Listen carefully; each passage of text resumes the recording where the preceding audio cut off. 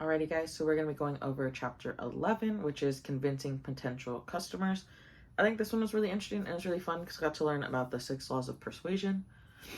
I have not heard of that before this. I have heard of the 6 laws of like social media or the 6-point theory, something like that.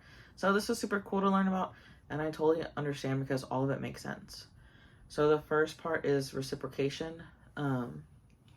Just being nice to somebody, giving somebody something, say, like you do a webinar, maybe the first 10 people who get to sign up get in free versus having to pay for it. And so because you've kind of like scratched their back, they want to scratch yours and they're going to be more inclined to purchase your product or support your business. Next is going to be credibility, which to me is one of the most important things. Just because if I don't know where you're getting your sources from, or if I don't know where you're pulling all this information or knowledge from, why would I trust you and why would I invest my own money if I don't know how credible you are? So this was just kind of like, if you have a degree, make sure you let them know. If you've been through the situation or worked in this job area, make sure you let people know just how they understand that you are somebody that they can trust. Next is the commitment and consistency. And this one is just all about, not going back on your word. So in the book, they talk about like, if you tell your mom you're going to take her to the airport and then you don't, you're going to feel bad about it. This is kind of interesting because I am so bad at just making plans and keeping them, because at the time when I was like really in a good mood and not tired, like when I make plans, they sound really good. And then when it comes up to it, 9 times out of 10, I'm so tired. And so I'm just like, I really don't want to go, but I guess I'll go because I'll feel bad if I don't.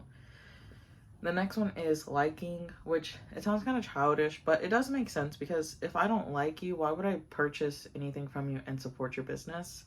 So that is honestly so valid. And I think one of the easiest ones that you can do.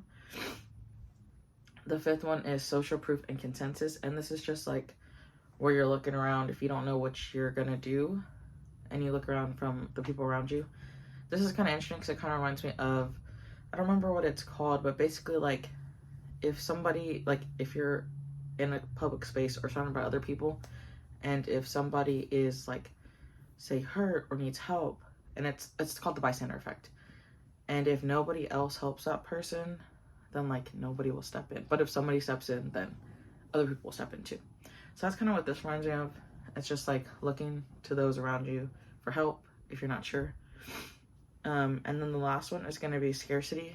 This one is kind of like if you're doing digital products, obviously it's a little more difficult, but they suggest, like say include bonuses or freebies, or like if you have a webinar that you're trying to sell like seats for or attendance for, maybe there's only so many seats that you can do, things like that. So those are the 6